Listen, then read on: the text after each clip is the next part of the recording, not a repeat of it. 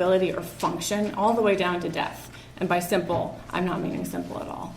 So our independence, our health status, our employment maybe, loss of our drug of choice, loss of relationships, maybe loss of our political agency. And that might be incarceration, that might be having to have a guardian at some point, not being able to exercise some of those rights. Loss of our self-image, loss of our integrity, loss of roles or expectations about roles for other people, loss of what is the normal, loss of what we can expect, never knowing what to expect, maybe even just loss over control of our schedule.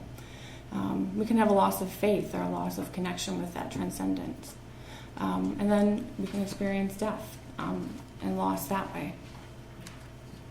So, with all those different ways that we can experience loss, and that's a lot of ways to experience loss, and some of us have probably experienced loss in all of those dimensions of who we are as persons. How do we respond? What are some common responses for experiencing those kinds of losses? Well, we're whole people, so our response to a loss is going to be biological, psychological, social, and spiritual. Which means, therefore, that we can experience, our response is going to be emotional, they're going to be mental or cognitive, spiritual and physical responses to the losses.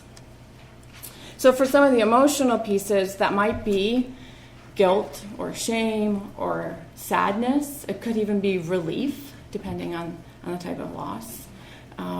There could be physical responses.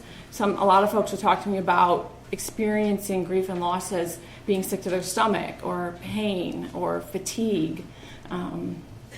It could be cognitive, and that might be just rethinking over that loss again and again. Like if I think through it hard enough, something will be different about it. The facts could be different. And if I think more about it, something might change. Or just revisiting the details and pondering over them.